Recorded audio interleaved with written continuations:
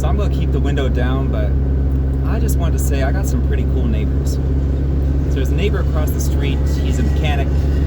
He does all sorts of things, and he's got all sorts of stories. He served in the military, Navy, I believe. Or it was Navy, right? Wells? Marines. Marines. Okay, he was a Marine. It's number 5.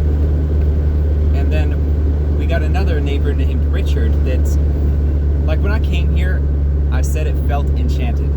And it does. Like, where we live feels starkly enchanted. And come August, I'm going to record a orchestra of frogs. And I know that sounds weird and all that stuff, you know, but America, you know, right? Anywho, I've got some interesting neighbors, and one of them isn't going to be with us too much longer. But I'm glad I got to learn from him. And this new neighbor, I mean, he's a lot older too, but the thing about older folks is they've either learned a lot or they've been through a lot. The two aren't mutually inclusive. They could be exclusive. But those two characteristics you find with older folks.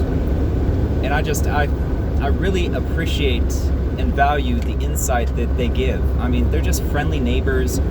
This guy, I mean, he's nothing but compassion, spiritual healing. And I mean, he's a farmer. He's a backwoodsman. And he's proud of it. I mean, like literally, in my game, I plan on approaching him and saying, hey, can we do like an interview or two? Because I want to put him somewhat in the video game as the druid. Because Enchanted Lebanon, the click and point video game and all that, druid, like, yes, I like it. It makes me happy. But no, he's such a nice, why am I meeting so many nice people now? Like seriously, I'm meeting some really, really nice people. And he came over and he said something unique that I wanted to cover real quick. So, the long story short is, he says we live in a blessed house. And I'm like, blessed house, why? He said there's been no sins committed here. I've only committed one sin myself. He's talking to, you know, the traumas that you hear about. I mean, America is not exactly a clean country. And my own family has every type of trauma you can think of, if you dig deep enough. And if you can get people to open up about family traumas and stories. And I mean, it's multi-generational, and he's talking about the multi-generational curses that I heard about first in the Kojic church. Because as you know, I've been Kojic since I was 14. And it's so surprising, but relieving.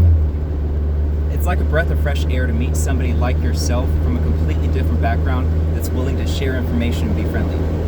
And I told him if he ever sees that chimney lit, and I'm going to start lighting it at night, like feel free to come over for a conversation because I want to get to know this man. He's got such knowledge, and I can just tell through the conversations we've had so far, and he's just so friendly and cheerful.